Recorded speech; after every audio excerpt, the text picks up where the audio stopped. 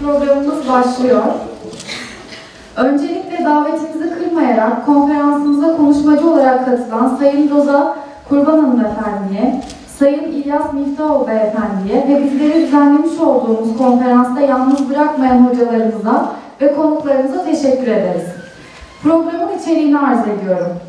Saygı duruşu ve İstiklal Marşı'nın okunması, konuşmacıların özgeçmişlerinin okunması, Sayın Roza Kurban Hanımefendi'nin ve Sayın İlyas Miftahoğlu Beyefendi'nin konuşması, teşekkür belgesi ve çiçek takdimi kapanış.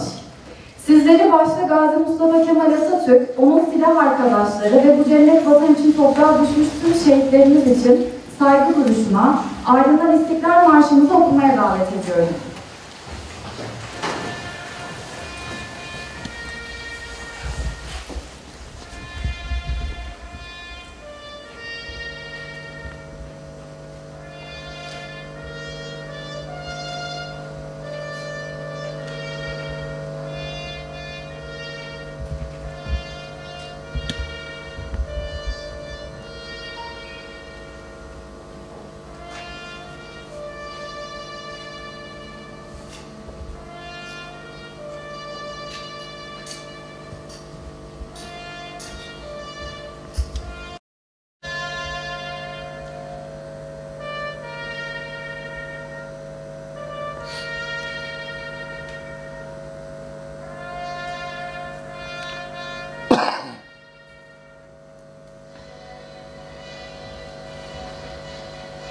Korkma sönmez bu şafaklarda yüzen al sancak. Sönmeden yurdumun üstünde tüten en son ocak o benim milletimin.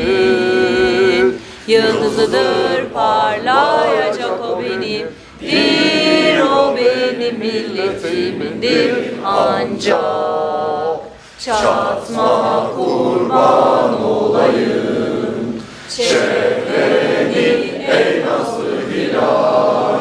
Kahraman ırkıma bir güne, bu şiddet bu celal sana olmaz dökülen.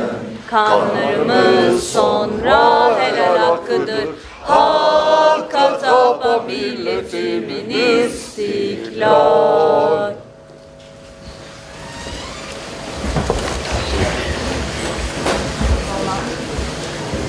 Konuşmacıların özgeçmişlerini okumak üzere Oğuz Ulutürk'ü sahneye davet ediyorum.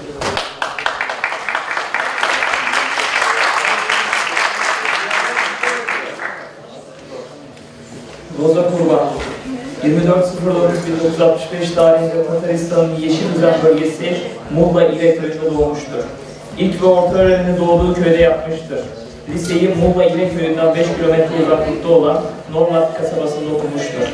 Yüksek öğrenimini Tataristan başkenti Kazan'daki bir Nolu Pedagoji Üniversitesi'nin ana sınıfı öğretmenliği bölümünde başlamış ve 1990 yılında bitirmiştir.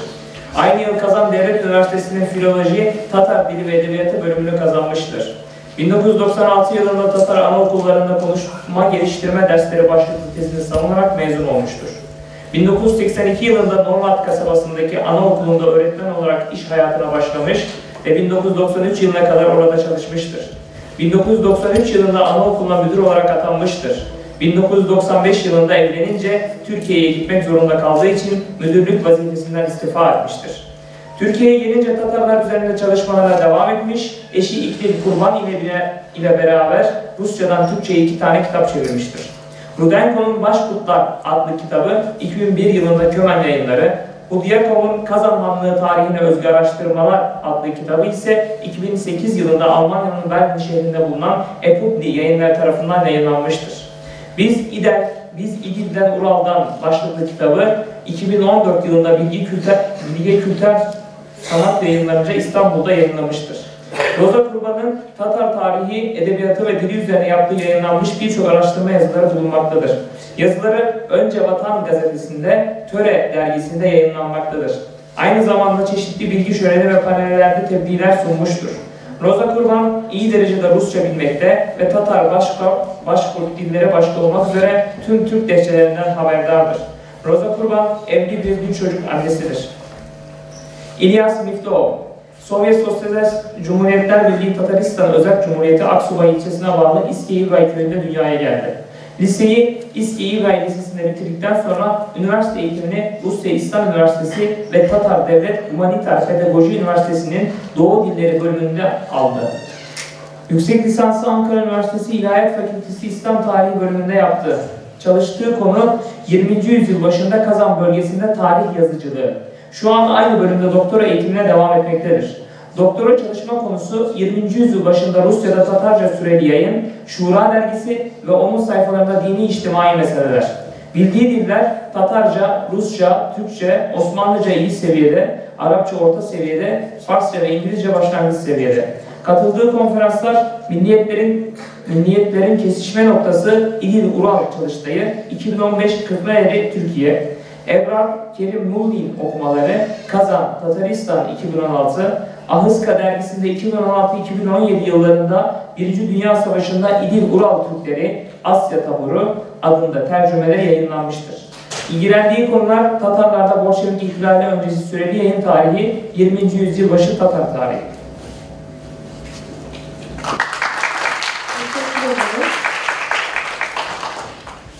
Konuşmasını yapmak üzere Sayın Roza Kurban Hanımefendi'yi sahneye davet ediyorum.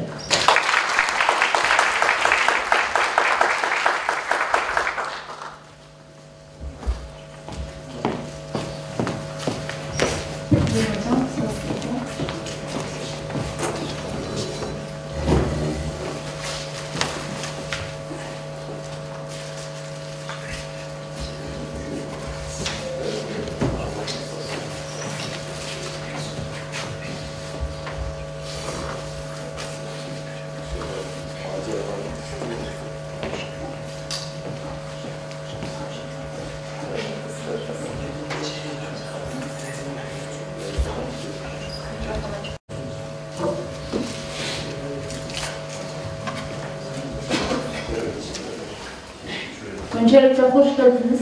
Geldiğiniz için çok teşekkür ederim. Yani bu toplantıyı yapmak için 2 senedir uğraşıyoruz. Geçen sene bölümde onun için de yapamadık. Önce programımız 3 kişiden oluşuyordu. Remiflerinin neslinden gelen Sadri Maksudi Arslan'ın torunu Gözüm Hanım bu sefer katılamadı toplantıya. Kızı hastalanmış. Şimdi kısa da olsa size bir not iletti. Ben de onu iletmek zorundayım sizlere. Düzenleyen bütün yetkilileri, emekleri, katılan bütün dinleyicilere gösterdikleri ilgi için teşekkür ederim demiş. Biz de ona teşekkür ediyoruz ve benim şimdi konuşmam doğumunun 160. yılda Dertment'in hayatı ve eserleri üzerine. Bu sene Dertment'in 160. yılı. Bunu doğumunun 160. yılı. Toplantıyı burada yapmanın amacı Dertment için Türkiye'nin önemli ayrı bir yeri vardır. Çünkü Dertment Türkiye'ye girmiş, burada 1 sene kalmış ve şiirler yazmaya, eserler tercüme etmeye Türkiye'ye girdikten sonra başlamıştır. Yani Türkiye Dertment'te bir nevi ilham kaynağı olmuştur diyebiliriz. Onun için Dertment'in bilinmesi gerekiyor Türkiye'de. Kazan Tatarları ve edebiyat deyince, şiirler deyince kim akla geliyor Türkiye'de? Kimi biliyorsunuz gençler? Abdullah Tokay dersiniz yani, hiç şüphesiz öyle düşünüyorum ben. Dertment pek bilinmemektedir. Bilhassa Türkiye'de kısmı, Türkiye'ye gelince kimleriyle görüşmüş, hangi yazarlar olmuş İstanbul'da o dönemde. Ben de araştırdım ama pek bilmediğim için bu konuyu.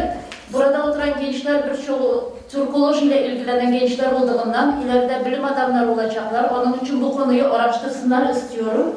Onun için de bu toplantıyı yapmak önemliydi bizim için burada. Toplantıyı düzenleyen herkese çok teşekkür ederim emeği için. Şimdi konuşmaya başlıyorum. Teşekkürler.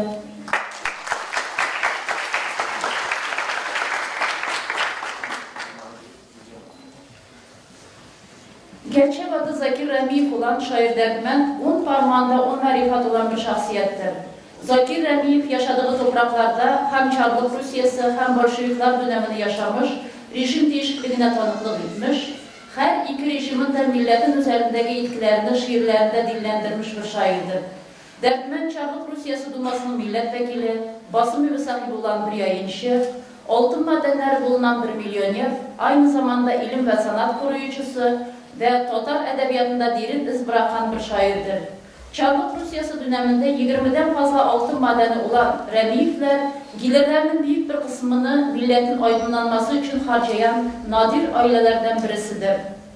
Zakir Remiyev, ağabeyi Şakir'e yazdığı bir mektubunda bizim asıl amacımız millete hizmet etmektir demiştir. Tüm varlığını milletine adamış olan şair Dertment'in altınlarını şiirleriyle kıyaslayan Tatar şairi Sibgat Hakim şöyle demiştir. Terazinin bir tarafında Dertment'in şiirleri, diğer tarafında Dertment'in altınları. Hangisi ağır basar? Dertment'in şiirleri. Dertment'in altın değerindeki şiirleri altına kıyasla hem daha ağır hem daha da değerlidir. Tatar edebiyatında çok zengin, aynı zamanda çok yetenekli yazar ve şaire rastlamak mümkün değildir. Dertment için altın bir amaç değil, bir araç olmuştur. Bu bağlamda Fatih Kerimi şöyle demiştir. Dertment altınlar için yaşamadı. O altınlarının belirlediği yüksek amaçına ulaşmak için bir araç olduğunu biliyordu ve bunun için altına ihtiyacı vardı. Remiyevler mektep, medrese ve kütüphaneler yapmış, yayın evi açarak dönemin tüm Kazan, Tatar, Başkırt ve diğer Türk boylarının eserlerini yayınlamıştır. Öğrencilerge maddi yardımda bulunmuştur. Remiyevler Kazan Tatarlarının esaretten kurtuluş yolunu aydın bir ulus olmaktan geçtiğini kavramış ve bu amaç doğrultusunda hareket etmiştir. Çarlık Rusyası'nın en zenginleri arasında yer alan, 5 ton altın sahibi olan bir ailenin mensubu, Zakir Remiyev neden şiirlerinde dertli, hüzünlü anlamına gelen Dertment takmalını kullanmıştır. Aslında zengin bir insanın ne derdi olabilir ki diye soru geliyor akıllara. Zakir Remiyev'in derdi kendi derdi değil, vatan ve millet derdi olmuştur. Kazan Tatarlarının geleceğinden endişe duymuş ve onun için de şiirlerinde Dertment adıyla yayınlanmıştır. Zakir Remiyev hem aşırı zenginliği hem de aşırı yoksulluğu yaşamış bir insandır. Paranın ve makamın insanın değiştirmediği nadir insanlardan birisidir Dertment. Zenginken de yoksul bırakıldığında da duruşundan taviz vermeden milletine hizmet etmeye devam etmiştir şair. Zakir Remiyev'in hayatına gelince, Muhammed Sadık oğlu Remiyev 23 Kasım 1859 tarihinde Orenburg vilayeti İsterilamak ilinin Jirgen köyünde dünyaya gelmiştir. Şimdi bu Başkırtistan'ın Melevuz ili Jirgen köyüdür. Ticaret ile uğraşan babası işini büyütmek için 1862 yılında ailesiyle Or ilinin Yuluk köyüne taşınmıştır. Remiyevler Yuluk köyüne taşındıktan sonra köyde büyük değişimler olmuş. İlk önce Remiyevler kendilerine büyük bir ev yaptırmış. Kendileri ev sahibi olduktan sonra köyle ilgilenmeye başlamışlardır. Muhammed Sadık Remiyev köyde mağaza açmış, sabun yapma tesisi ve tabakhane kurmuştur. Remiyevler 1898 yılında kocaman bir taş cami yaptırmış, köyde medrese açmışlardır. Çok zaman geçmeden Rus okulu da açılmış. Öğretmenlere maaşlarını Remiyevler ödemiştir. Yoluk köyündeki ilk kütüphaneyi de onlar yapmışlardır. Zakir Remiyev'in annesi Hanife Hanım, tanınmış Daşkın ailesinin mensubu eğitimli birisidir. Hadişe Hanım iyi derecede Rus dili ve edebiyatını bilen ve okumayı seven bir annedir. Zakir ve 2 yaş büyük olan ağabeyi Şakir ilk eğitimini annelerinden almış olup, okuma alışkanlığı ve bilime olan ilgiyi de bu dönemde kazanmıştır. Daha sonra 2 kardeş Mullakay Köyü medresesinde eğitimlerine devam etmiştir. Mullakay medresesini tamamladıktan sonra bir süre o şehrinde yaşayan Remiyev 1880 yılında İstanbul'a gelmiş ve 1 yıldan fazla orada kalmıştır. Zakir İstanbul'da hem özel öğretmen tutarak hem kendi kendine Türk dili ve edebiyatının tarihini öğrenmiş, kardeş Türklerinin medeniyetiyle ilgilenmiştir. İstanbul'da dönemin yazar ve şairleriyle konuşmuş, İstanbul'da basım eviyle ilgili bilgi itinmiştir. Şakir'in 16 Mart 1881 tarihinde kardeşi Zakir'e yazdığı mektubunda görüldüğü üzere, Zakir'in İstanbul'dan evine devamlı Tercüman-ı Hakikat adlı gazete yolladığı bölünmektedir. Gazeteyi büyük bir zevkle okuduklarını belirten Şakir kardeşine Hafta dergisi, iyi içerikli gazeteler, çeşitli kitaplar, ileri düşünceler içinde barındıran romanlar göndermesini söylemiştir. Ancak Osmanlı'dan yollanan bu gazete, dergi ve kitapların sansürden geçerken bazı yerlerinin kara mürekkep ile üzerinin çizildiğinden dert yanmıştır Şakir Remiyev. Zakir Remiyev'in İstanbul'a gelip bir sene kalması onun hayatında bir dönüm noktası olmuştur. Bağımsız bir Türk devleti olan Osmanlı İmparatorluğu ve dönemin yazar şairleri yayınlanan kitaplar Dertment'in dilinden etkilenmiş olmalı ki o İstanbul'dayken çeviri yapmaya başlamış, dönünce de hikayeler çevirmeye devam ettiği gibi hem şiir de yazmaya başlamıştır. Şairin Türkiye'de hangi yazar ve şairle görüştüğü bilinmemektedir. Dertment'in anlattığına göre o bir yazarın büyük bir romanını çevirmiş, ancak daha sonra çevirisini yaparak imha etmiştir. Bu eserin Türkçeden mi yoksa Fransızcadan mı çevrildiği de bilinmemektedir. Zira Zakir İstanbul'dayken Fransız diliyle de ilgilenmiştir.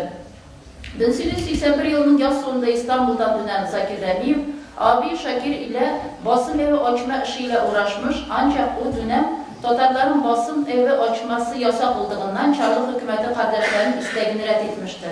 Bu red yanıtı Remiyev kardeşlerin basım evi açma fikrinden vazgeçirmemiş, ancak hayallerinin bir müddet ertelenmesine neden olmuştur. Zakir, 1881 yılının kışını Or şehrinde geçirmiştir. Şehirde mağazalar olmasından dolayı Zakir Remiyev bazen düzenlenen fuarlara katılmış ve bir kış fuarında tecrübeli tüccar Mustafa Burnayev ile tanışmıştır. Fuar vesilesiyle aileler arasında dostluk kurulmuş ve Dertment sıkça Burnayevler ziyaret etmiştir. Ziyaretleri sırasında ailenin eğitimli kızı müstakbel eşi Mehmet Cemal Burnayeva ile tanışmış ve bir yıl sonra Or şehrinde görkemli bir düğün yapılmıştır. Zakir Remiyev'in eşi Mehmet Cemal Hanım eğitim işleriyle yakından ilgilenmiş. Remiyevlerin 20 tane altın madeninde de kız ve erkek çocukları için medrese açılmasına ona yapılmıştır. Aynı zamanda Kargalı'da köy öğretmenlerini hazırlayan okulun müdürlüğünü yapmıştır. 1883 yılında ilk çocukları Ümmü Gülsüm dünyaya geldikten sonra Remiyevler Arinburg şehrine taşınmış ve şehrin merkezinde bir ev yaptırmıştır. Remiyevler burada hem sosyal faaliyetlerini sürdürmüştür. O zaman Arinburg gündekiler medeniyet merkezlerinden birisi olup dönemin ünlü Hüseyiniye Medresesi de burada bulunmuştur. Bu medrese Ahmet, Mahmud, Gani Hüseyin kardeşlere aittir. Hüseyinlerin annesi Nahiye Hanım, Remiyevlerin daha önce yaşadığı Yoluk köyünün kızıdır. Hemşeri olmaları Remiyevlerle Hüseyinlerin daha da yakınlaştırmış ve onlar tez zamanda aile dostu olmuştur. Mehmet Cemal Hanım Arinburg şehrinde taşındıktan sonra da eğitim işlerine devam etmiş, şehirde kızlar için ortaokul açma işinde aktif rol almıştır. Zakir Remiyev ise Hüseyiniye Medresesi'nin mütevelli hayat üyesi olmuş. Medresenin yönetim kadrosuna dahil olduktan sonra Dertment eğitim işleriyle yakından ilgilenmiş ve medrese eğitimine yön vermiştir. Dertment'in yönetim kadrosundaki yetenekleri çabucak fark edilmiş ve onu önce Arinburg şehir dumasına 1906 yılında Sankt Petersburg 1. Devlet Duması'na milletvekili olarak seçmişlerdir. 1. Devlet Duması 2 ay sonra 8 Haziran 1906 tarihinde çağrım kararı ile dağıtılmış ve bundan dolayı milletvekilleri millet için herhangi bir girişimde bulunamamıştır. 1905 yılında devrim sonucunda bazı demokratik yolların önü açılmış. 1880'li yıllardan bu yana Tatar dilinde gazete ve dergi çıkarma hayaliyle yanıp tutuşan Şakir ve Zakir Remiyevlere de fırsat doğmuştur. Remiyev kardeşler 21 Şubat 1906'da Vakıt gazetesini çıkarmaya başlamışlardır. Gazete önce haftada 2-3 defa, 1909 yılından sonra ise günlük yayınlanmıştır.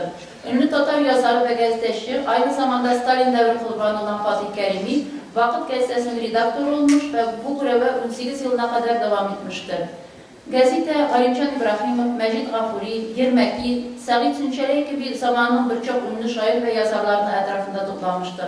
Vakıt, Tatar gazeteciliği adına katkıda bulunmuştur. 1908 yılının Ocak ayından itibaren Şura dergisi yayına başlamıştır. Dergi ayda 2 defa her ayın birinde ve 15'inde düzenli olarak yayınlanmıştır. Derginin redaktörlük görevini ünlü Tatar bilgini ve yazar Rizaettin Fahrettin üstlenmiştir.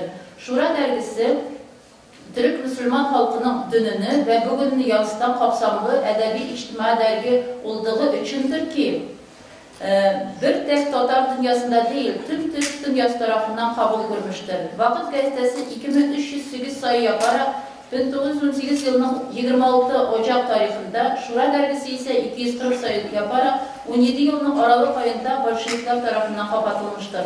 Vakıt gazetesi ve Şura dergisi Tatar edebiyatı, medeniyetinin gelişmesini olumlu yönde etkilemiş. Rəmiyev kardeşler gazete ve dergi konusunda sadece kendi yayınlarıyla sınırlı kalmamış, aynı zamanda Kırım'da İsmail Gaspral'ın çıkardığı tercümen gazetesine de abone olarak hem de maddi yardımda bulunarak katkı sağlamışlardır.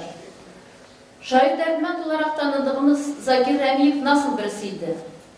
Altın medeni sahibi olan Zakir, para işleriyle hiç uğraşmamış.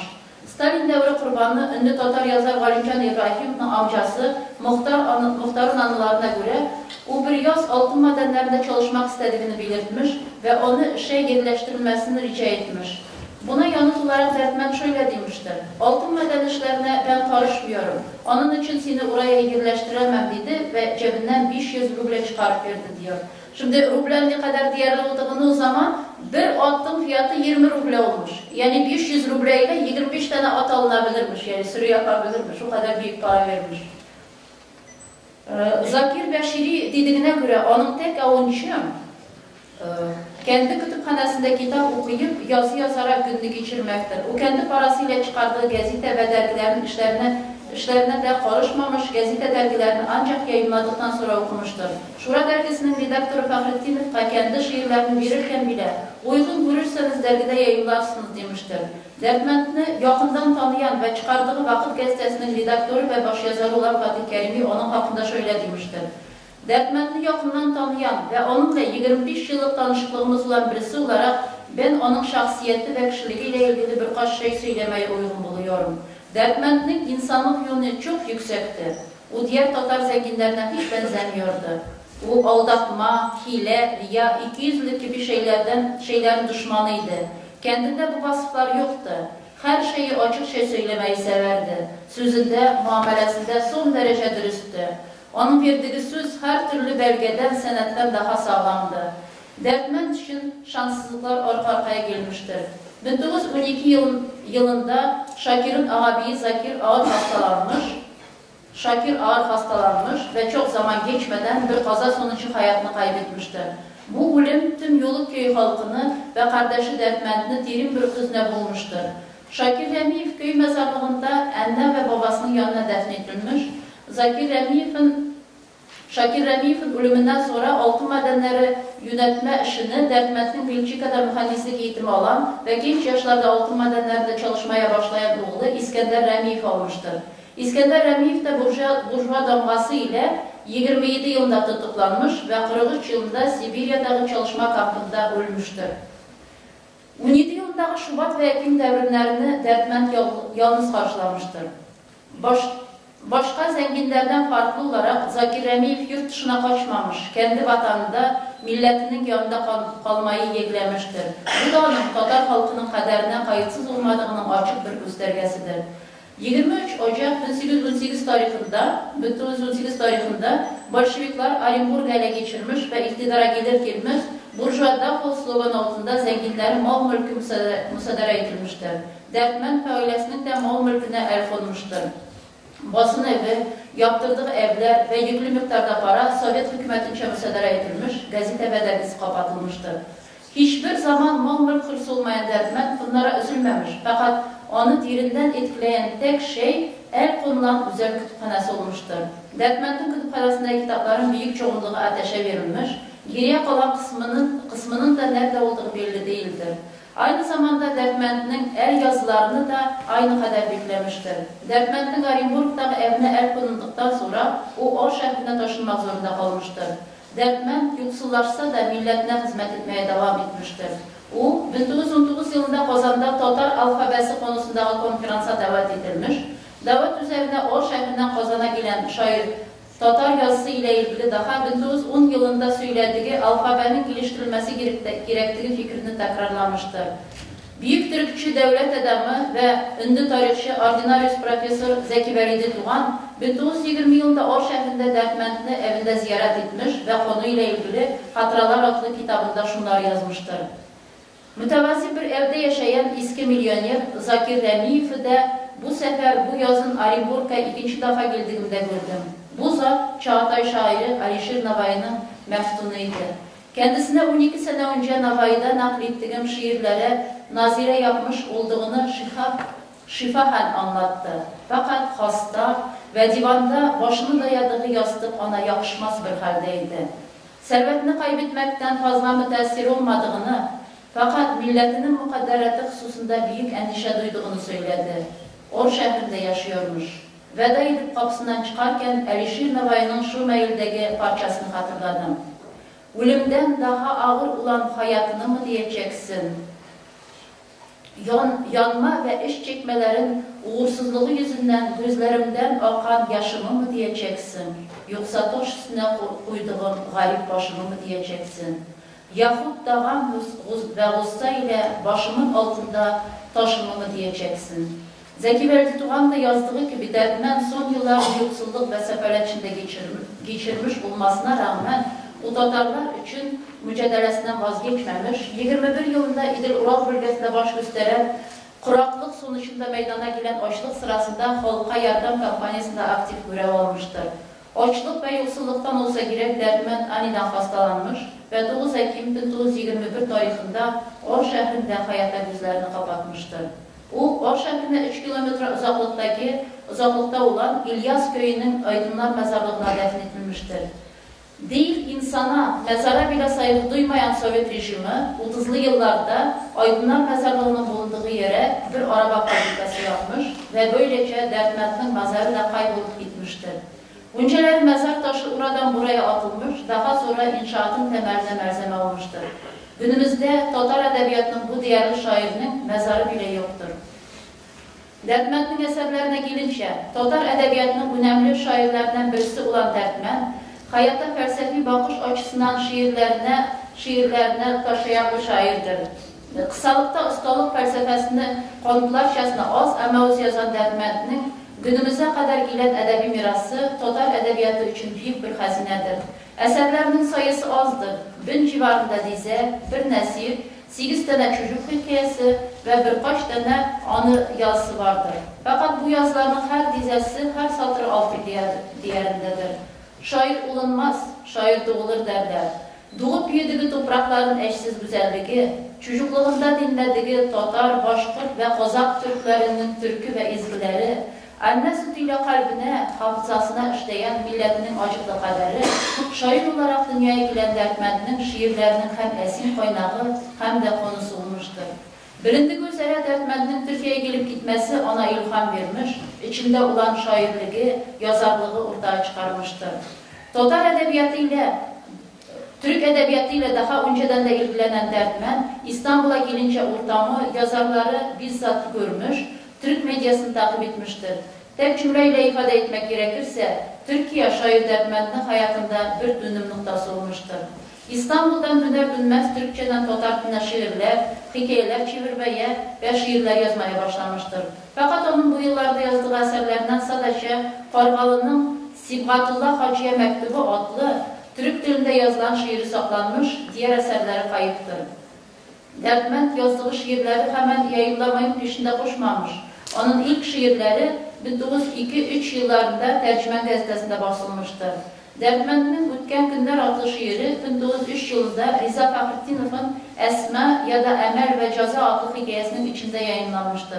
Hikayenin kahramanı Selim Dede, Türk dili öğrenmeye gelen bir Rus öğrenciye bu şiiri bir şarkı olarak sunmuştur. Derdment, ünlü Tatar şairi Gatla Tukay'ın El Gasrül Cedid gazetesinde yayınlanan şiirine yanıt olarak 1907 yılında yazdığı Şairi adlı şiirini yazmıştır.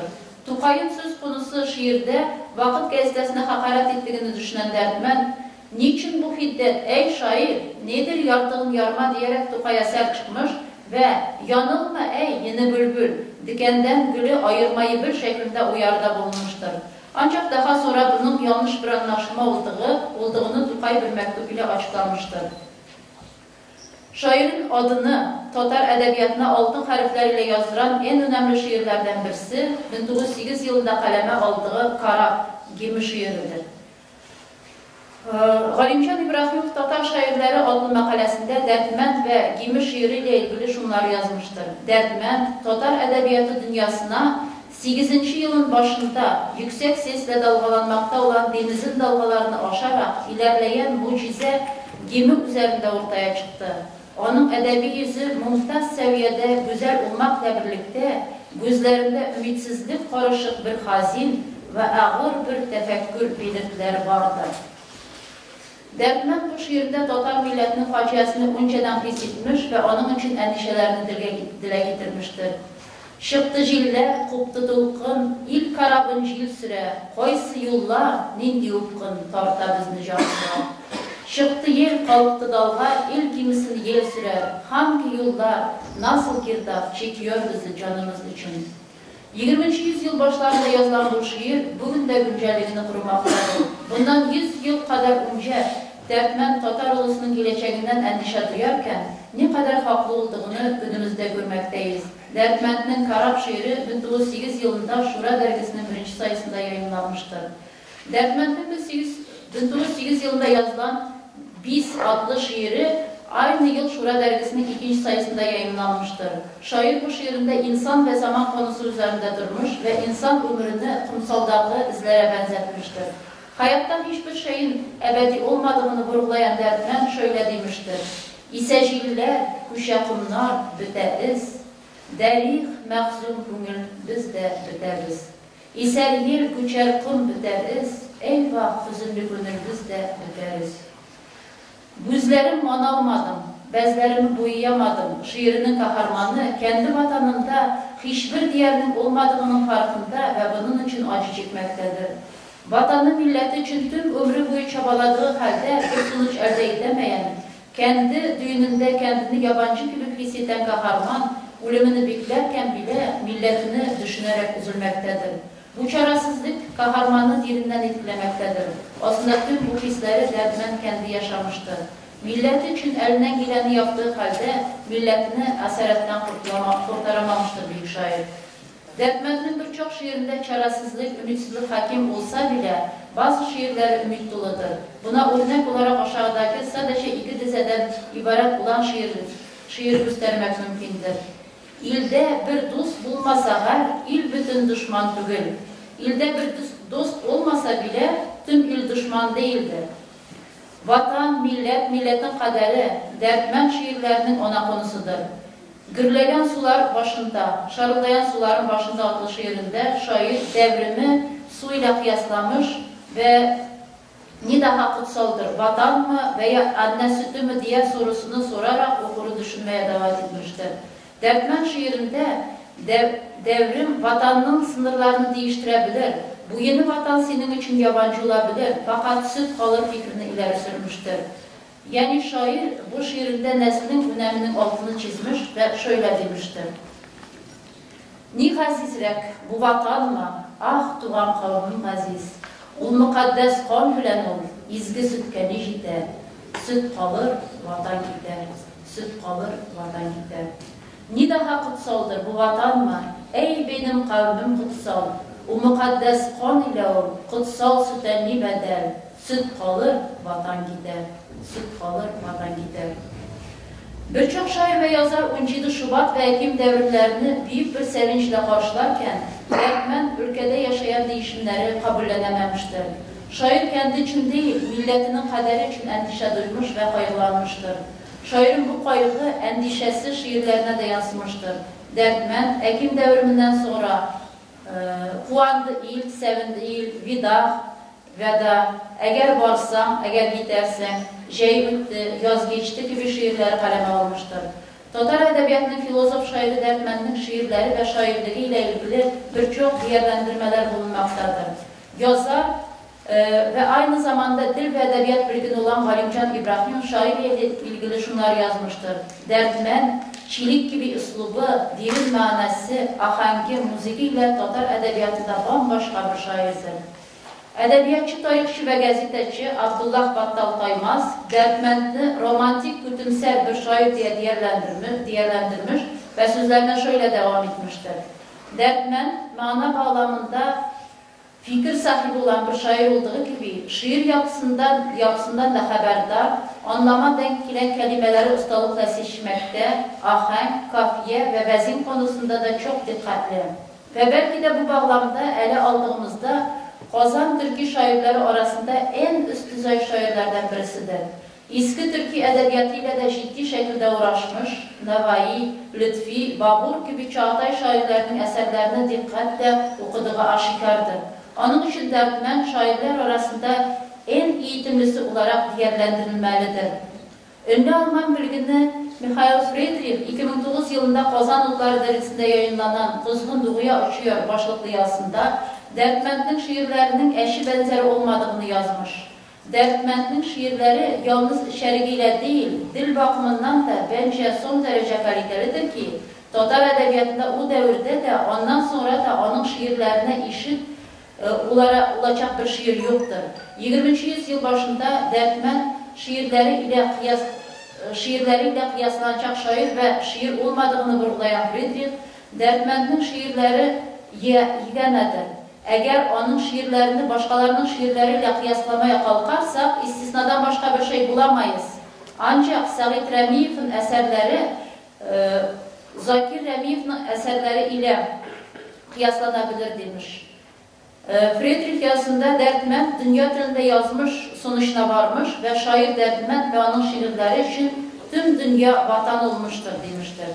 Dertment'in ilk kitabı kendi basım evi olan Vakıf basım evinde 1910 yılında yayınlanmış. Başka dillerden çeviri eserlerden oluşan Çocuklar için Ufak Hikayeler kitabı 24 sayfadan oluşmaktadır.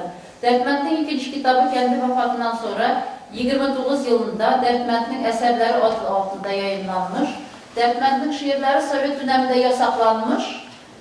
Olsa da unutulmamıştır. Sovyet döneminde burjuva şair olması gerekçe gösterilerek adının ve eserlerinin uzun zaman yasaklanmasından sonra ilk kitabı Soylanma Eserler, Seçkiler ve Nenilerge, Miniklerge adı altında 1959 yılında daha sonra Sihi Dertment'in şiirleri adıyla Rusça 1970'te İseciller, İsiyor Yiller adlı kitabı 80'de ve Oğargan Kıl Psikolojik Struna Beyazlaşmış Del adlı kitabı Rusça Tatarca olarak 99 yılında yayınlanmıştır. Dertment en az yazan, en az araştırılan, 20. yüzyılın en gizemli, sezgisi yüksek, en mutlu ve aynı zamanda en mutsuz Tatar şairidir. Sapına kadar milliyetçi olan bu filozof şair, tüm hayatını milletine adamış olan bir milli kahramandır. Dertment, çok zor şartlara maruz kalsa da Tatarlıktan asla vazgeçmemiş, Tatar olmasıyla gururlanmıştır. Tatarlıktan Tatar hiç gar eder mi? Kişi öz ismin inkar eder mi? Tatarlıkta Tatar oğlu Tatarmın, Tatar tügür değil mi? Başım batarmın. Tatarlıktan Tatar hiç utanır mı? İnsan kendi eder mi? Tatarlıkta Tatar oğlu Tatarım, Tatar değil mi? Kafanı kırarım demiş. Çok teşekkür ederim.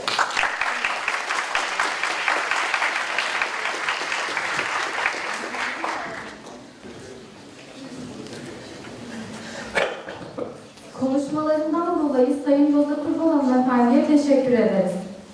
Konuşmasını yapmak üzere Sayın İlyas Mihtaoğlu Beyefendi'ye kürsüye davet ediyoruz.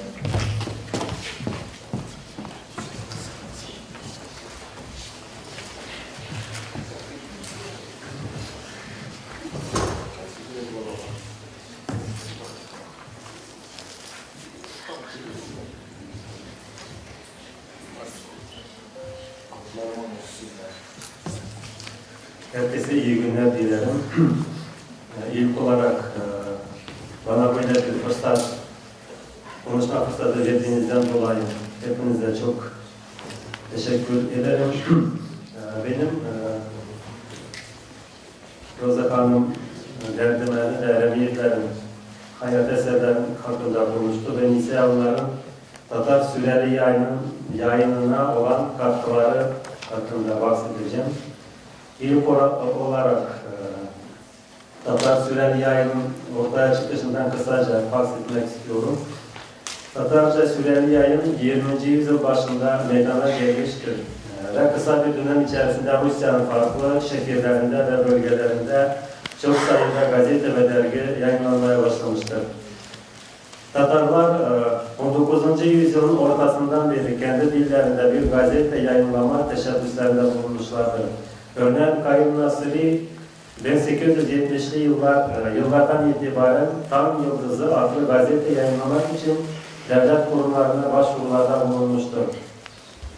Fakat Çarlık idaresi onun ve başka aydınların bu tekliflerini geri çevirmiştir.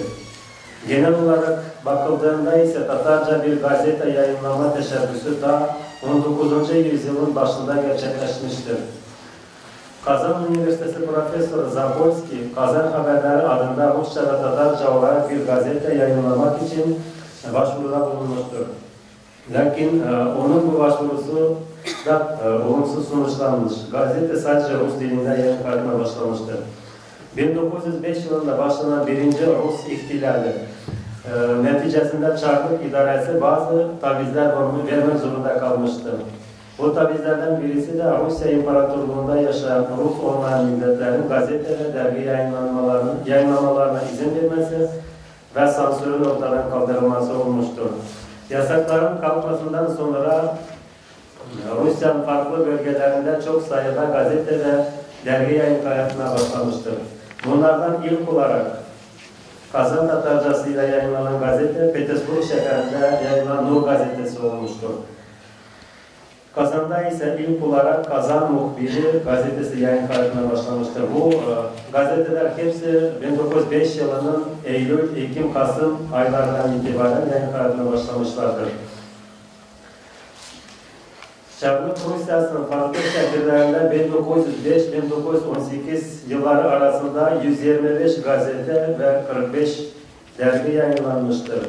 Araştırmacılar tarafından bu dönem Tatar süreli basın tarihinin altın dönemi olarak adlandırılmaktadır. Çünkü bundan önce olmadı, yani bir süreli yayın yoktu. Ondan sonra da böyle bir geniş çapta süreli yayın bulunmamıştır. Bunların bazıları biraz yayınlandıktan sonra bazen baskı neticesinde, bazen isyan arşivlerinin başarısızlığı neticesinde kapanmışlardır. Yukarıda da bahsedildiği gibi çok sayıda yayın kaydına başlayan gazete ve dergilerin ancak bir kısmı uzun bir basın hayatı yaşamışlardır. Remiyetler tarafından neşir edilen ve ileride bahsedeceğimiz Şura ile Vakıf, bu bahsedilen uzun yayın hayatı yaşayan süreli yayınlardan sayılmaktadır. Remiyetlerin süreli yayına katkıları genel olarak Orenburg şehrinde gerçekleşmiştir. Orenburg şehrinin tarihine gelecek olursak o çok da kadim bir şehir sayılmıyor. Onun temeller 1743 yılında, yani Yelizaveta Petrovna, İmparatoriçe Yelizaveta Petrovna döneminde atılmıştır. Fakat Orenburg önemli bir yerde olduğundan, yani Rusya'nın Orta Asya kanıtları ile ticareti için bir köprü görevi gördüğünden dolayı çok kısa bir zaman içerisinde gelişmiştir. Ve şekilde yani etkin, güçlü bir Türk Müslüman, Tatar ya da Başkurt topluluğu ortaya çıkmıştır. 19. yüzyılda Orenburg'da milletini aydınlatma, terakki ettirme düşüncesine kapılan da bu yolda çaba sarf eden tüccar ailelerinden iki aile ön planda gelmektedir. Bunlardan birisi üç kardeş olan Ahmet, Mahmud ve Gani Hüseyin'lerdir. İkinci aile ise Muhammed Şakir ve Muhammed Zakir Remiyevler. Bu iki aile 19. yüzyıl sonundan Ekim devrine kadar kendi toplumları için büyük hizmetlerde bulunmuşlardır. Cami, okul, eğitim kurumları, neşriyat gibi bir milletin ayakta kalabilmesi, ilerlemesi için önemli olan konularda büyük fedakarlıklar göstermişlerdir. Remiyevlerin süreli yayın teşebbüslerine gelecek olursak, onlar Tatarca yayın, yani Tatarca denmeyen bir yayın, süreli yayının ortaya çıkması için çok eskiden böyle bir çaba sarf etmeye başlamışlardır. İlk olarak Zakir Remiyev İstanbul'dayken 1880-81 yıllarında abi Şakir ona yazdığı mektupta İstanbul'daki matbaa ve basın işini öğrenmesini, incelemesini önermiştir. 1882 yılında ise Zakir ve Şakir Remiyevler Kazan'da bir salon kiralayarak İsmail Gasparalı ile onun tarafından yayınlanacak olan Tercüman gazetesiyle ilgili bir konuşma düzenlemişlerdir. Ve kendileri gazetenin ilk abonelerinden olmuşlardır. Fakat yani bazı sebeplerden ya da bilmiyorum neden dolayı bu görüşmeye onlardan başka pek gelen olmamıştır. Kardeş Remiyevler 1903 senesinde Tercüman Gazetesi'nin çıkmaya başlamasının 120. yılı dolayısıyla Bahçesaray'da düzenlenen Dua Meclisi'ne hediye olarak değerli taşlardan oluşmuş bir demet göndermişlerdir. Fatih Kerimi'nin İsmail Gaspıralı sözler naklettiği Kırmaz Seyahat adlı eserinde konuyla ilgili şöyle denilmiştir. Girmiş birçok hediyeler arasında cümlenin dikkatini tüccar ve muhteceraldan meşgul madenciler Muhammed Şakir ve Muhammed Zakir Emir janaplarından gelmiş değerli ve renkli taşlardan yapılmış demet celp etmiştir. Hakikaten nazik ve büyük bir hediyedir. İş bu taş ve maden demedi altın, yaşma, aleksandrit, zümrüt, ametist, rizalit, dağ billürü ve Ural dağlarında bulunan başka değerli taşlardan yapılmış 40 funt ağırlığında yani 16,5 kilo civarında bir demet, değerli taşlardan bir demet hediye edilmiştir Tercüman Gazetesi'ne. 1899 yılında Şakir Remi Petersburg şehrine gittiğinde orada bulunan Kırımlı İlyas Mirza Buraganski matbaasını ziyaret etmiştir. Bu matbaada 1902 yılında Fatih Kerimi'nin Şakir Remi ile yaptığı Avrupa seyahatnamesi notlarda yayınlanmıştır. Bu esnada Remi Buraganski matbaasında çalışan Kırımlı Osman Nuri Akçukraklı ile tanışmıştır. Akçukraklı sınırları Remi'nin Vakit Gazetesi matbaasının kurulmasında ve makineler ile donatılmasında da yardımcı olmuştur. Ayrıca Şura dergisi idaresinde de çalışmıştır.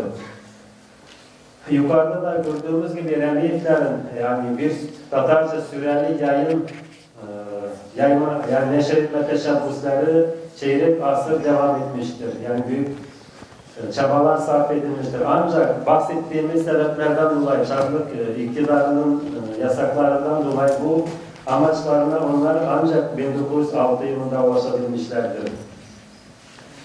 1906 yılının 16 Şubat'ında Remiyevler Arenburg valisinden Vakit adında gazete yayınlamak için izin alıyorlar. İzin alındıktan 5 gün sonra ise Vakit'in birinci sayısı yayınlanmıştır. Yani izin alınmadan önce her şey matbaa hazırlanmış, gazete ancak izin beklemekteydi. Gazetenin muharriri olarak, redaktör olarak Fatih Kerimi tayin edilmiştir. Kerimi ile Remiyevler daha evvelden yani birbirlerini tanımaktaydılar. Yani 1899 yılında Şakir Remiyev'in Avrupa'ya seyahati esnasında Kerimi ona rehberlik etmiştir ve bu seyahat notları sonraları Avrupa Seyahatnamesi adı altında neşr edilmiştir. Vakit gazetesi 1906 yılında yayın hayatına başlayıp 1918 yılına yani Sovyet iktidarı tarafından kapatılana kadar neşr edilmiştir. Vakit gazetesi tam olarak 2309 sayı yayınlanmıştır. Vakit idaresinde döneminin ünlü gazetecileri ve yazarları Burhan Şeref, Abdülbari Battal, yani Türkiye'de Abdullah Battal Taymaz diye biliniyor. Şerif Kamal, Cemal Velidi, Kebir Bekir, Abdurrahman Fakruddin, Fatih Kerimi ve diğerleri çalışmışlardır. Ayrıca gazetede Alimcan İbrahimov, Yusuf Akçura, Abdullah Tukay, Mecid Gafuri, Necip Tumari, Musa Bilgiyev, Zeki Velidi, Hadi Atlasi, Ali Esker Gafurov Çagarda gibi şahıslar da kendi yazılarıyla iştirak etmişlerdir. Gazetede dönem için önemli meseleler ortaya koyulmuş, tartışılmış. O dönemde Rusya Müslümanlarının yani Rusya Türk Müslümanı ilgilendiren problemlere çözüm yolları aranmıştır. Bu problemlerden bazıları eğitim sisteminin yenilenmesi, yani daha çok cedidçilik, usulcülük diyebildiğimiz yenilikçi hareket, ders müfredatının düzenlenmesi, dil reformu, edebiyat, terakki, kadın meselesi, Türklerin Müslümanların geri kalmalarının sebepleri ve bu sebeplerin giderilmesi gibi konular olmuştur. Vakit gazetesinde de genel olarak Tatar gazetelerinin çoğunluğunda Osmanlı İmparatorluğu'nda olup bitenler de yakından takip edilmiştir. Gazetelerde Türkiye ahvalinde buna benzer adlar altında ülkedeki olaylara yer verilmiştir. Türkiye'ye olan ilginin bariz bir örneği olarak Balkan Savaşı esnasında Fatih Kerimi tarafından yazılan İstanbul mektupları başlıklı yazıları göstermek mümkündür. İstanbul'dan gönderilen bu yazılar okurların dikkatini çok çekmiştir. Çünkü mektuplar 1913 yılında Vakit Matbaası'nda ayrı bir kitap olarak da yayınlanmıştır. Fatih Kerim'i 1912 yılında Balkan Savaşı ile ilgili olayları yakından takip etmesi ve Vakit gazetesi vasıtasıyla onu kendi ırktaşlarına da tanıtması için İstanbul'a gönderilmiştir. Kerimi bu konuda şöyle demektedir. 1912 senesinin 29 Ekim'inde Muhterem Zakir ve İremiyev'den Vakit gazetesi idaresine benim adıma şu mealde bir mektup geldi. Eğer savaş yerine Vakit gazetesi için muhbir olarak gitmeyi zaruri uygun görürseniz de mümkün olursa gitmeniz uygun olur. Türkçeden başka Fransızcanız da olduğundan oraya kendiniz gitmeniz daha iyi olurdu. Eğer bir sebepten dolayı kendiniz gidemiyorsanız İstanbul'daki muhbirimiz Yusuf Akşura Bey'den en önemli olaylar hakkında telgrafla haber vermesini temin etmek mümkün olur mu? Muhbir olarak hareket etmeyi üzerine almak istemez karardı. Kerimi İstanbul'da 1913 yılının Mart ayına kadar yani tam 4 ay kalmıştır. Onun İstanbul mektupları 20. yüzyıl başı İstanbul'unu görebilmek, toplumun yaşamını, durumunu anlamak açısından önemli bir eserdir. Bu eser günümüz Türkçesine de aktarılmıştır ve yayınlanmıştır. Remiyevler ondan önce ise Burhan Şeref'i özel muhbir olarak İran'a göndermişlerdi. 1908 yıllarında İran'da gerçekleşen devrim ile ilgili haberler toplamak için bu mektuplar da 1909 yılında İran mektupları adı altında liseler olarak yayınlanmıştır. Yusuf Akçura'nın 1913 yılında Suriye ve Filistin'den gönderdiği mektuplar da gazetede basılmıştır. Bu mektuplar tarihçi İsmail Türkoğlu tarafından Türkçe'de aktarılarak kitap şeklinde yayınlanmıştır. Şura dergisine gelecek olursak, Şura dergisi Vakit gazetesine ek olarak yayınlanmaya başlamıştır. O 1908 yılından 1917 yılının sonuna kadar yani tam 10 sene içerisinde 10 sene yayınlanmıştır. 15 günde bir defa çıkan dergi 240 sayı olarak basılmıştır. Şuradan önce Vakit gazetesine ek olarak Edebiyat Kapçığı, Edebiyat Çuvalı yayınlanıyordu. Şura onun devamı olarak neşredilmeye başladı. Dergimizin belgesinde belirtildiği gibi onun muharriri olarak daha önce uzun süreler Urfa şehrinde kadılık görevinde bulunan ve birçok kitap eser ortaya koyan Rizaettin Fahruddin tayin edilmiştir. Rizaettin Fahruddin bazı araştırmacıların dediklerine göre Remiyevlerin Şura dergisini yayınlamaları Riza Fahruddin için olmuştur. Çünkü Fahruddin Remiyevlerin davetini kabul ederek 1906 yılında Ufa'daki kadılık görevini bırakıp Ariburg'a taşınmıştı ve Vakit gazetesinde çalışmaya başlamıştır. Fakat gazetelerde genel olarak yani format gereği çok derin makaleler yer verilmeyerek günlük daha kısa çabuk mesela yani olayların sıcağına belirtmek üzere yayınladığı bilinmekte. Fahruddin ise daha çok bilimsel makaleler, derin araştırmalarla toplumu aydınlatmak istiyordu. Yeni çıkmaya başlayan Şura dergisi onun bu ihtiyaçlarına tamamen uyuyordu. Fahruddin derginin yayın kağıdının başından sonuna kadar bu görevi devam ettirmiştir. Hatta 1911 yılında evine yapılan polis baskısı ve Türk Kütüphanesi'nin dergi için hazırladığı makalelerin hepsine el konulmasına ve elinden alınmasına rağmen dergi hiç aksamadan yayın kağıdına devam etmiştir. 1918 yılında dergi kapatıldıktan sonra tekrar Ufa'ya kadılık görevine dönmek zorunda kalan Fahruddin, Zakir Remiyev ile vedalaşmak için gittiğinde kendisinin Ariburg'da en mutlu ve en verimli yıllarını geçirdiğini dile getirmiştir. Zakir Remiyev'in eğer ileride durumlar düzelirse tekrar dergi yayınlamaya nasıl baktığını sorusuna Fahruddin severek kabul edeceğini ve hiç şüphesiz döneceğini belirtmiştir. Fakat Zakir Remik ve Fahrettin bu hayalleri gerçekleşmemiştir. Kardeş Remikler Şura ve Vakit'in yayın politikasına hiçbir zaman müdahale etmemişlerdir. Fatih Kerimi ile Rıza Fahrettin bu konularda serbest hareket etmişlerdir.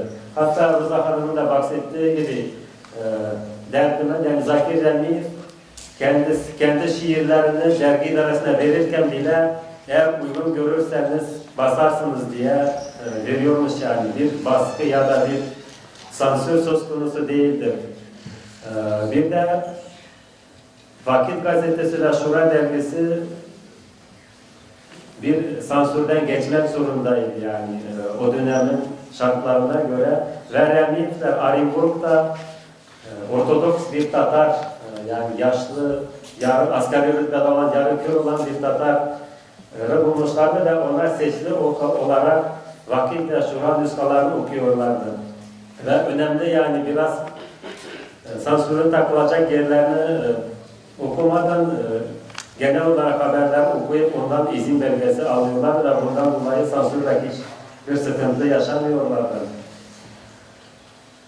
Dergide yayınlanan makalelerin bazıları ise sonraları Risale ve kitap olarak da yayınlanmıştır. Örneğin Musa Camullah'ın Rahmeti İlahiye Burhanları, insanların Akide İlahiye'den bir nazar adlı eserleri, yazıları, sonraları ayrı bir risale şeklinde yayınlanmıştır. Bu risaleler Osmanlı Devleti'nde de ilgi uyandırmış ve dönemin Şeyhülislam'ı Mustafa Sadri Efendi tarafından Yeni İslam Müçtehitlerinin Kıymeti İlmiyesi adında bir reddiyeyle yazılmıştır. Şura Dergisi'nin nüskaları günümüzde Kazan, Ufa, Petersburg, Moskova, Taşkent, Almatı, Helsinki, New York, İstanbul, Ankara kütüphanelerinde bulunmaktadır. Bu derginin geniş bir coğrafyaya yayıldığını, bu bölgelerde yaşayan insanların dergi okuduklarını göstermektedir. Dergi kendisi de başka bölgelerde çıkan süreli yayını takip etmekteydi. Şurada belirtilen 1913 yılında verilen bilgiye göre dergi idaresine 60'a yakın Arapça ve Türkçe gazete ve dergi gelmekteydi. Bunların 34 tanesi yurt dışında yayınlanan süreli yayınladı. Yani yarısından fazlası yabancı ülkeden, yurt dışından geliyordu. Bazen dergi bu süreli yayınlardan önemli makaleleri çevirerek kendi sayfalarında da basıyordu.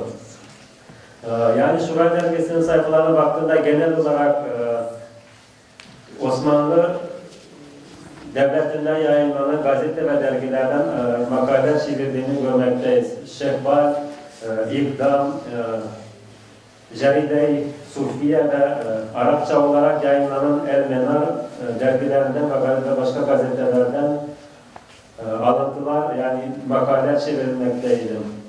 Fakat 1914 yılında Birinci Dünya Harbi başlandıktan sonra dışarıdan süreli yayın alma ve kendi dergi ve gazetelerini dışarıya gönderme de yasaklanmıştır. Fahrettin ise Arinburg valisi tarafından çağrılarak eğer Türk askerleri ile ilgili yazı yazarsa uzak bir ile sürgüne gönderileceği ile tehdit edilmiştir. Ayrıca onun 1915 yılı başında yayınlanan dini ve içtimai meseleler ve Türk aydını Ahmet Mithat adlı eserleri toplatılmıştır ve kendisi mahkemeye verilmiştir. Bu konuyla ilgili de genel olarak Çarlık Rusyası'nda yayın hayatı boyunca ya da kendi hayatı boyunca yaşadıklarını şöyle anlatmıştır. Çarlık döneminde hapislerde yatmasam da sürgünlere gönderilmezsem de hiçbir zaman rahat yaşayamadım. Hayatım yazı gizlemek ve bunun neticesi olarak gerekli yazılarımı kaybetmek olmuştur diye bahsetmiştir. 1918 yılında dergi kapatıldığında idarenin banka hesabına el konulunca Fahrettin son bir aylık maaşını da alamamıştır ve bundan sonra tekrar Kupa'ya kadılıp görevden dönmek zorunda kalmıştır. Remikler, Vakit Gazetesi ve Şura Dergisi olarak süreli yayın katkılarından bahsettik. Şimdi onların Vakit matbaası ile ilgili bazı bilgileri paylaşmak istiyorum. Vakit ve Şura 1909 yılına kadar Kerim ve Hüseyin ve Şürekası matbaasında basılmıştır. Bu matbaa da Fatih Kerim'in babası Gilman Akun tarafından Brizil matbaası satın alanlara açılmıştır ve onun açılmasında da Remiyetlerin maddi yardımları vardı. Fakat matbaanın düzeni çok iyi değildi. Makineleri eksilmiş, harfleri yıpranmış, kullandıkları kağıdın kalitesi düşüktü. Bundan dolayı Remiyetler Zakir Remiyet'in evi yanında bir bina satın alıyorlar ve bu binayı matbaa için yeni makineler ile donatıyorlar. Bundan başka muharip ve düzeltmenler için ayrı çalışma odaları da hazırlatıyorlar. İşte bundan sonra yani 1 Ocak 1909 tarihinden itibaren Şura ile Vakit yeni matbaada basılmaya başlıyor. Vakit matbaası 1918 yılında Sovyet iktidarı eline geçinceye kadar Remiyetler idaresinde kendi faaliyetlerini yürütmüştür. Burada edebiyat, tarih, dil ve başka konularla ilgili birçok kitap basılmıştır. Araştırmacıların belirttiğine göre 1909 yılından 18 yılına kadar yani 9 sene içerisinde Vakit matbaasında 150'den fazla kitap yayınlanmıştır. Bu kitapların 35 tanesi Şura muharriri, ünlü alim tarihçi Aydın Rizaettin Fahrettin'in eserleridir. Zaten Vakit matbaasında ilk basılan kitap Fahrettin'in Muhammed adlı eseri olmuştur. Resimde gördüğünüz gibi Kerim ve Hüseyin matbaası. Burada da o dönem matbaasında bazı resimler. Burada bahsettiğimiz Rıza Fakhrettin'in Vakit matbaasında yayınlanmış ilk eseri. Burada da Rıza Fakhrettin'in Şakir ve Zakir Remiyetler'e olan temellilerinden bahsediyor. Onu zaten gözüküyor.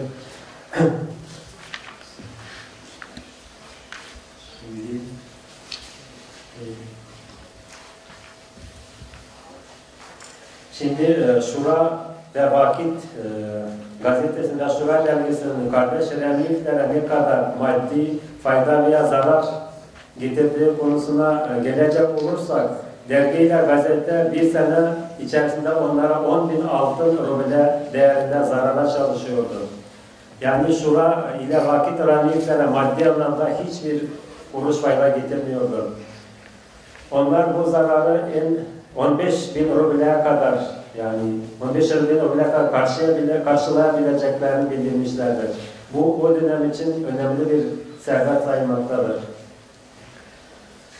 Zarif Beşir'in de belirttiğine göre Zakir ve Şakir Remiyetler bu faaliyetleri, bu zararları onların yayınladığı Şura ile Vakit'in hiç önem arz etmedi ya da toplumda karşılık bulmadığı anlamına gelmez. Yani Şura ile Vakit'in yayıldığı coğrafya çok geniş. Fakat onların kaliteye önem verdikleri, yayınladıkları kağıdın kalitesine ve makinelerin, harflerin kalitesine verdiğinden dolayı bu kadar çok zarara katlanmışlardır. Remiyetlerin bunu kendi toplumlarına hizmet, onları aydınlatmak, başka toplumlarla aynı seviyede terakki etmeleri için yapmışlardır. Sonuç olarak şunu diyebiliriz ki Remiyetler Tatar süreli yayın tarihinde 12 sene neşredilen Vakit, 10 sene neşredilen Şura dergisi ve 9 sene hizmet veren Vakit matbaasının kıymetli çalışmalarıyla büyük hizmetlerde bulunmuşlardır. Tatarlarda gazete ve dergi kardeş Remiyetler Remiyetler kendi toplumları günün şartlarına ayak uydurabilmesi, başka toplumlarıyla beraber terakki etmesi için süreli yayının çok önemli olduğunu anlamışlardı. Bundan dolayı 19. yüzyılın sonundan itibaren süreli yayın neşretme teşebbüslerinde bulunmuşlardır. Yukarıda dediğim gibi onlar bu amaçlarına ancak 1906 senesinde ulaşmışlardır. 1906-1918 yılına kadar devam eden bu 12 yıllık bir süreç içerisinde onlar bölge halkının milli kimliğinin, edebiyatının, medeniyetinin gelişmesinde büyük hizmetlerde bulunmuşlardır. Şura ile Vakit gazetesinin içeriğine hiçbir zaman karışmayan muharrir ve gazeteciler fikir ve düşünce serbestliği tanıyarak onların çalışmaları için özgür bir ortam hazırlamışlardır. Vakit ve Şura dergisinde ele alınan bazı meselelerin hala yani günümüzde de aktüel ve önemli olduğunu belirterek ve Şura ve Vakit gazetelerinin araştırılması gerektiğini ve bu konuların önemli olduğunu arz ederek ve sizin beni sabırla dinlediğiniz için teşekkür ederiz. Sözüne son verdiğiniz için.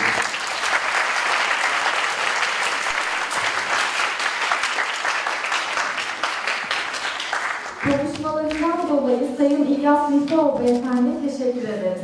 Şimdi Sayın Roza Kurban Hanımefendi şiir okumak için sahneye davet ediyorum.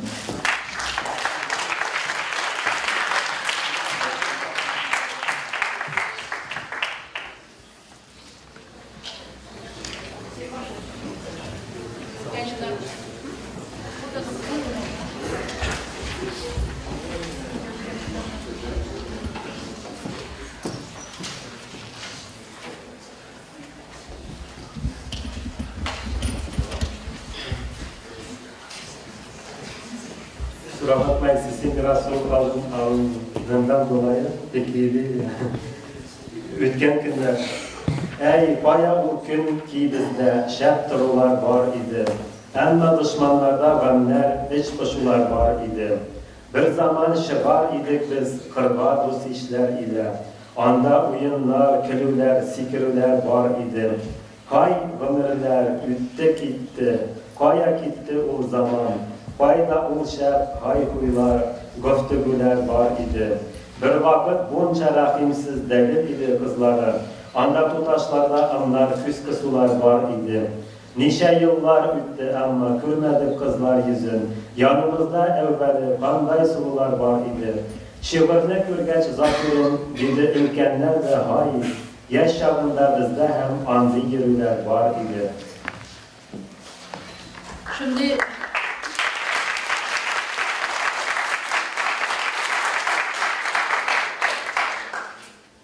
Dertmet'in yazdığı şiirler zaten anlaşılıyor değil mi? Urta tilde yazgan anlaşılıyor, yani anlaşılmayacak bir şey yok. Ana dilinde de şiirleri seslendirilsin diye düşündük de İlyas ile ikimiz paylaştık, yani birkaç şiir okuyacağız size, kusura bakmayın.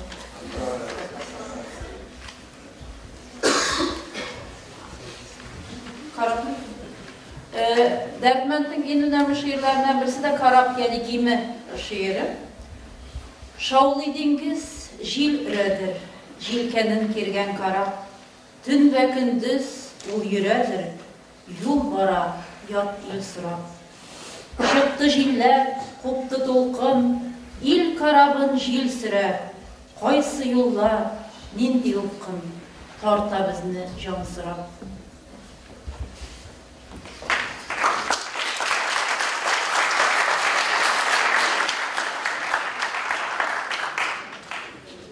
Bizlerim gerçi min de varsan aldım, ilk atarsan almadım.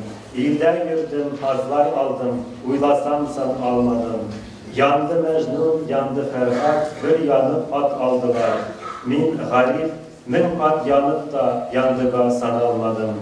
Uylağız mevşuka minler, min gaşık san almadım. Kimge vaslet, kimge ümit, nimetin bir de felek. Min ümitinin sol kulundan bir sınık nan almadım.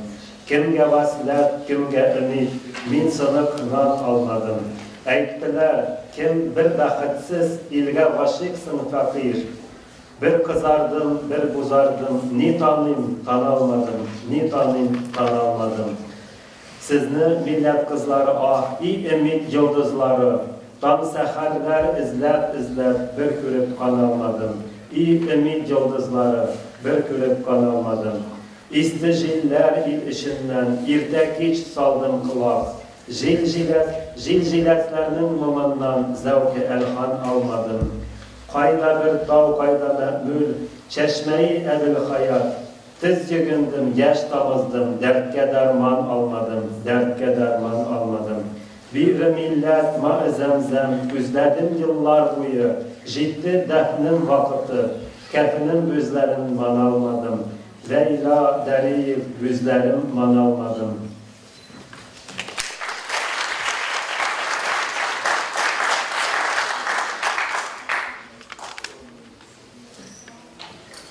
Biz asırlar geçti, gitti yıllar.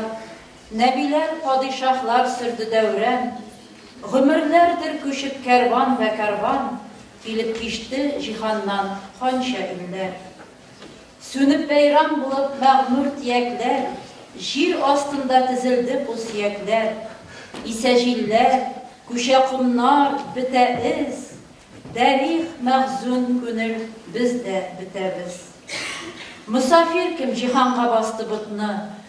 Biyitti aşkırıp anı zamana. Üyüp şirgen ümitini dürttü otunu. Yutup utlarını gitti yana yana.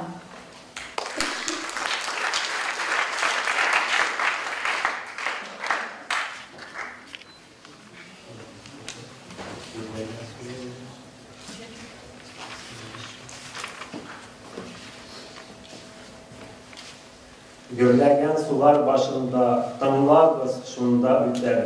Girse sıkta tam seherler, mın saldışlardan kıyal. İyi tuğan ilinin havası, erencinin zinhar küter, erencinin zinhar küter. Ni bazizrek bu vatan mı? Ah tuğan kavmin gaziz. Ol mukaddes kan bilen bizge sütke ni jiter.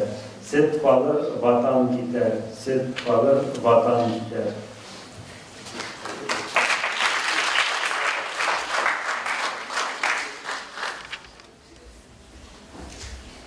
Kuandı il, kanat kalktı melekler. Şaşıp amtan bulup şeytan tükürdü. Jide, jilkinme, yulkunma kumursin.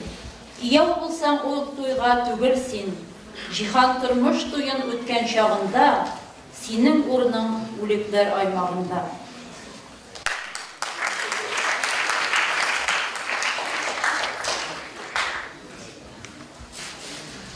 Jel üttü, kar yağmurlu köz urnaştı. Kök tuğayının bağrına bız urnaştı. Gök gitti, sabahında kine kaldı. Bılbıl, sima bir tık ine kaldı.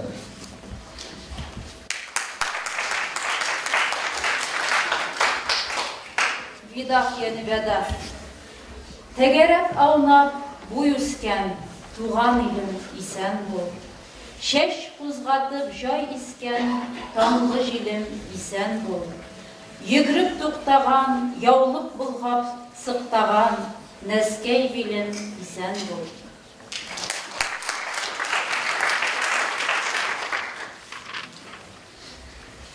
Ümitler, kil iyi başçı, ağaçını yolma yukka, kirek bulmaz, buğanını yak, kil utka. Aşık hayrat bilen gıybret üzünü, kara şitlerge, tuplar gitti futka.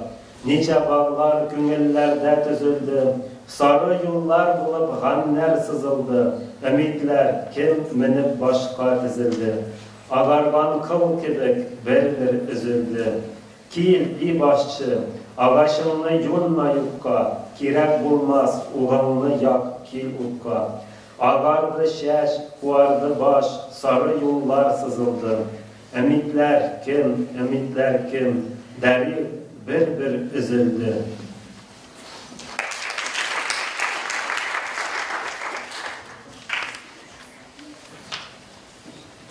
Eğer barsan sabah ile bizning ilge, selam et, onun işke bilge. Düşünde yol işin şeşkeyin tarasın, garipnin kaytırından kol karatsın, Hıdayından kavuşmalık sırasın, selam onun işke bilge. Derih bir ömür iken sürgen ilik biz, yürür birge, külür uynar edik biz. Bu günde sağ bile sıklar kübük biz. Selam olmuş kebilge.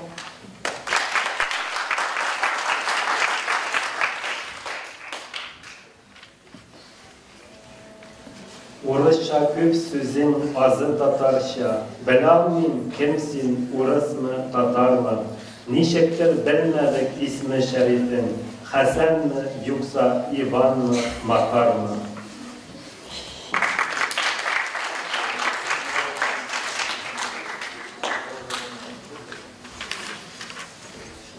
Kalemge hitap. Kalem.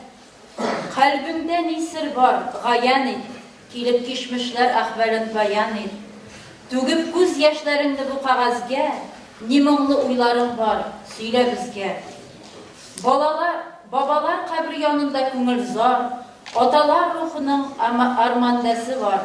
Kara toprak tulu mazlum nidası. Olar kimdir? Olar kimnin fidası? Kalem. Kalbimde nisir var gayan et.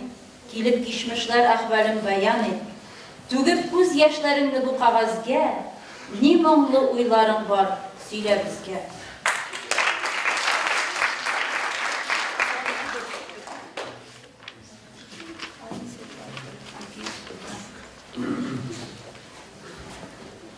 Tatarlıktan Tatar hiç gar eder mi? Kişi öz ismini inkar eder mi?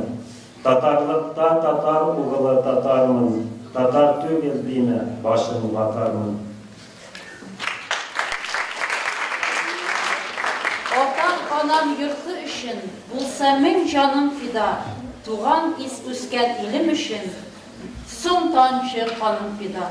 Çok teşekkür ederim.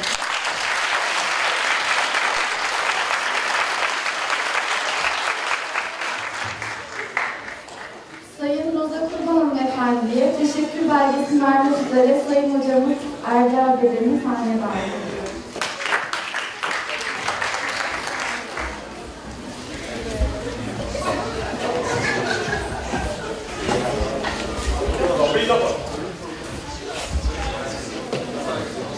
Çok teşekkürler. Kitabı size hediye edeceğim.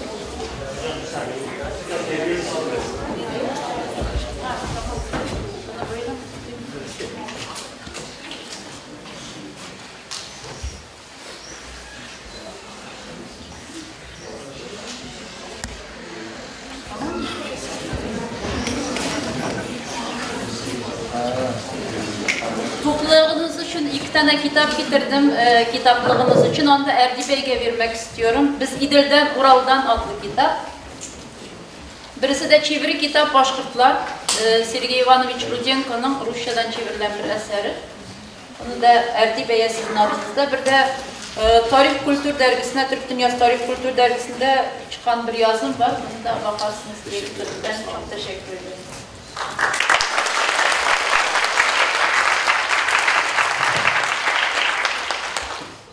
Sayın İlyas Miftahov Beyefendi'ye teşekkür belgesini vermek üzere topluluk başkanımız Oğulcan Erdevi'yi sahneye davet ediyoruz.